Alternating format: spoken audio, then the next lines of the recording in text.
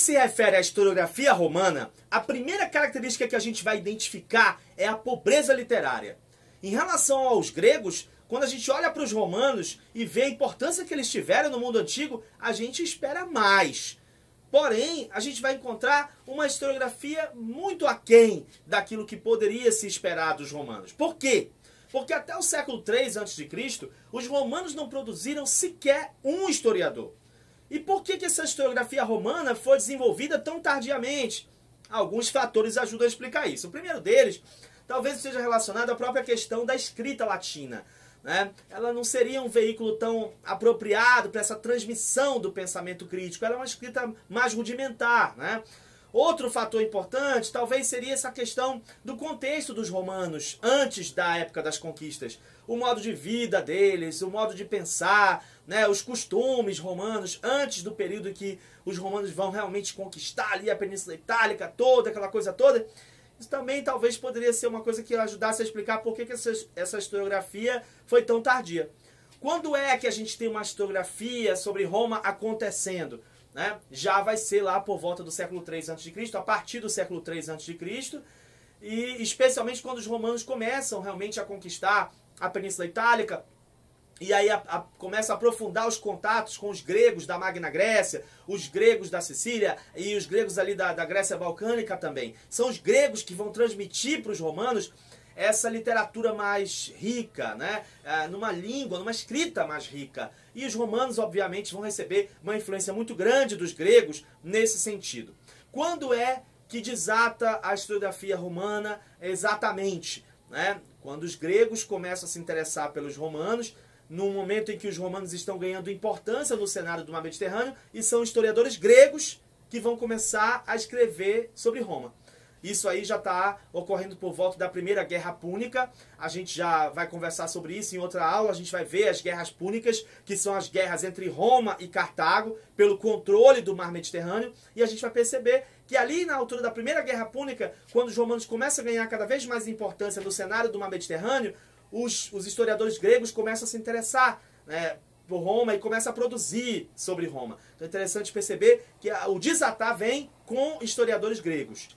E quando os romanos começam a produzir sobre a sua própria história, quais as características que a gente vai identificar? Primeira, essa influência dos gregos sobre eles, né? Os romanos, quando começam a produzir a sua própria história, eles vão herdar dos gregos essa questão do método, essa questão da forma de pensar, embora a gente perceba na historiografia romana um nível de racionalização menor em relação ao que os gregos produziram ou apresentaram. A gente não vê uma ciência tão bem aperfeiçoada, tão bem consolidada como a gente viu lá entre os gregos, mas a gente tem um legado importante. Outra influência, outra característica dessa historiografia romana é a própria estrutura de história dos gregos, né? Que os romanos também vão ser influenciados por ela. Agora, a gente vai perceber que o foco dos romanos vai ser mais a questão política, né? A gente vai perceber isso bem claramente.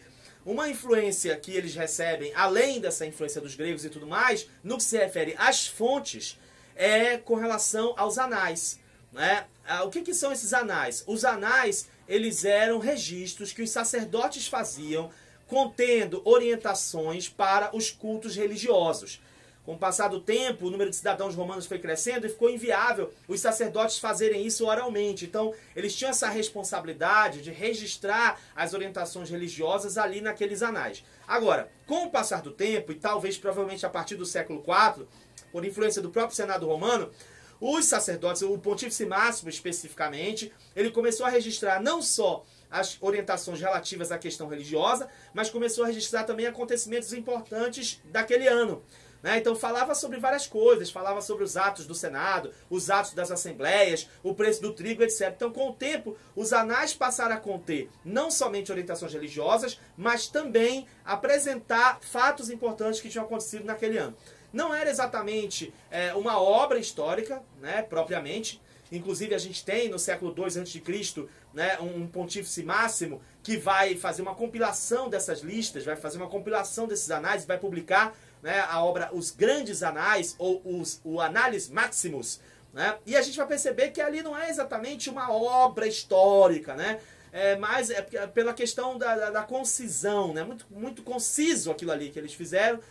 Então não é propriamente uma narrativa histórica, mas a gente tem ali uma sequência cronológica, né? Uma preocupação em registrar os acontecimentos. Então os anais, eles são uma fonte importante que sinaliza para essa preocupação que os romanos tinham com essa questão do registro dos costumes, né? O registro da realidade deles. E isso influencia na historiografia romana, porque eles também vão ter uma produção voltada para essa questão da sequência cronológica, né? Do registro e tudo mais. Os primeiros historiadores romanos que viveram entre o século III, final do século III a.C. e durante o século II a.C., eles são chamados então de analistas, né? Porque a produção deles vai ser influenciada por esses antigos costumes, por essa ideia do cronológico, né? Do registro dos acontecimentos e tudo mais. Só que eles vão apresentar algumas características muito interessantes. A primeira delas é essa presença de lendas. Esses historiadores, esses analistas, eles vão ter a preocupação de incluir lendas nos relatos históricos. Por quê? Porque quando eles olhavam para os gregos e para os registros dos gregos, eles encontravam no passado dos gregos uma coisa heróica, uma coisa gloriosa, uma coisa fantástica. E quando eles olhavam para o passado de Roma, eles encontravam uma coisa obscura, uma coisa muito simples, né? O que eram as origens de Roma? Aquelas primeiras lutas entre as aldeias ali na região do Lácio, e, em geral, aquelas coisas acontecendo na época do domínio dos reis etruscos.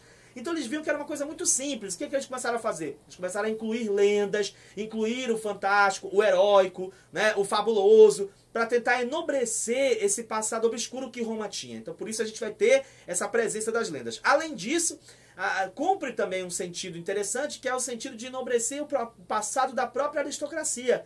A própria elite dominante. Então você vai ter uma presença de genealogias, uma presença de biografias, uma presença de registros nesse sentido, né? No sentido de valorizar as origens daquela aristocracia, daquela elite dominante. Isso vai estar muito presente na obra dos romanos, né? Outra característica interessante é a própria glorificação de Roma. É o próprio foco na política. A gente vai perceber que essas obras dos romanos não estão muito preocupadas com a verdade histórica em si, mas elas cumprem objetivos que são objetivos políticos e muitas vezes pessoais. Um exemplo interessante é a obra do César, né? O Júlio César, ele tenta demonstrar uma certa imparcialidade, né? Mas na verdade a gente percebe que ele está querendo o quê? Ele está querendo o apoio da opinião pública para as ações dele, né? Ele usa o pretexto de deixar o registro dos fatos para os historiadores, para a posteridade, mas na verdade ele deturpa os fatos. E mesmo nos fatos que ele narrou com exatidão, a gente percebe que existe um interesse político ali, que é o interesse da autoglorificação, da autopromoção, né, de dar um recado para os seus opositores da força, da influência que ele tinha naquele momento. Então isso é interessante perceber. A historiografia romana, ela tem um foco na questão política, ela serve também a interesses que são interesses políticos, interesses pessoais, interesses da elite dominante, e ela tem uma influência muito grande dessa questão da tradição, do registro cronológico, né, que vem ali da tradição dos anais. Além da influência grega, que a gente não pode deixar de mencionar. Beleza, pessoal?